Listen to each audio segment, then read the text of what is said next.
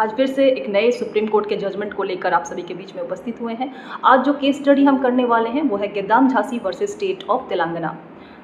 Supreme court के justice B Nagarathna और justice NK Singh ने बिल्कुल ये क्लियर कर दिया है कि अगर कोई महिला अपने हस्बैंड और उनके रिलेटिव्स के खिलाफ 498A डाउरी, क्रूएल्टी और डोमेस्टिक वायलेंस का अगर केस करती है और अगर कोई स्पेसिफिक प्रॉपर एलिगेशन हस्बैंड के रिलेटिव्स के खिलाफ ना हो तो ये कंप्लेंट को क्वैश कर देनी चाहिए।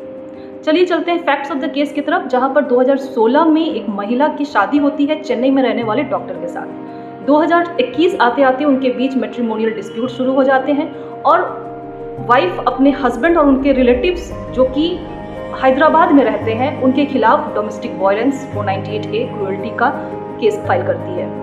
लोकल पुलिस स्टेशन में एफआईआर दर्ज कर दिया जाता है। उसके बाद मेट्रोपॉलिटन मजिस्ट्रेट के यहाँ चार्जशीट जो है वो दाखिल की जाती है। जब हस्बैंड के रिलेटिव्स इस केस को क्वैश करने के लिए हाईकोर्ट के पास जाते हैं तो हाईकोर्ट केस को क्वैश करने के लिए मना कर देता है। उसके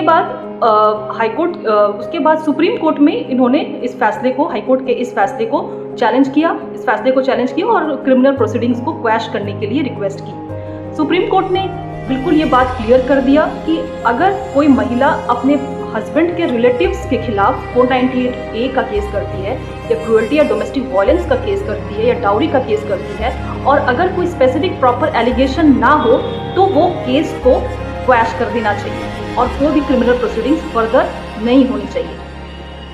सुप्रीम कोर्ट का ये फैसला हस्बैंड के उन रिलेटिव्स को आने वाले दिनों में राहत देने वाला है, जहां पर without any proper specific allegation wife जो होती है वो हस्बैंड के रिलेटिव्स को बेकार में केस में घसीटती है और उन्हें मानसिक परेशानी होती है और काफ़ी उन्हें दिक्कतों का सामना करना होता है।